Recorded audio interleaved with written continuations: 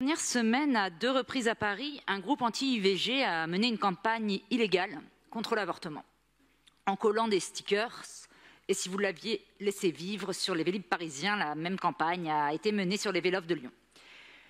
Il faut bien comprendre que les offensives actuelles contre l'IVG sont aussi le reflet de l'emprise sans cesse plus grande de l'extrême droite sur la société. Je le dis alors que ces derniers jours, on a vu des groupes armés, parfois de battes de baseball, parcourir les rues de certaines villes de France au cri de la France aux Français.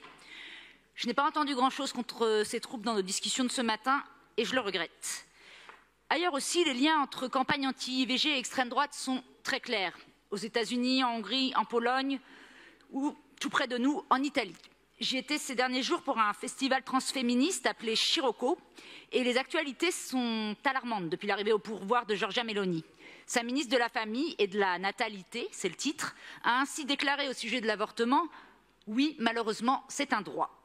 Lien avec l'extrême droite et inquiétude encore en Espagne, où une membre du parti d'extrême droite Vox, connue pour son rejet catégorique de l'avortement, a été élue la semaine dernière présidente du Parlement régional de Valence. Ces campagnes IVG sont criminelles car interdire l'IVG, c'est tuer des femmes. Rappelons que fin mai, une femme de 33 ans est morte des suites d'une septicémie en Pologne, faute d'avoir pu avorter.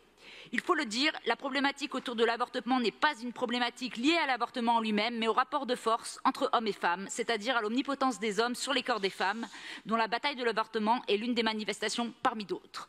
Le 8 mai dernier, lors de l'hommage national rendu à l'avocate Gisèle Halimi, combattante pour le droit à l'avortement, Emmanuel Macron a promis un projet de loi dans les prochains mois afin de graver dans la Constitution la liberté des femmes à recourir à l'interruption volontaire de grossesse. Oui, mais quand?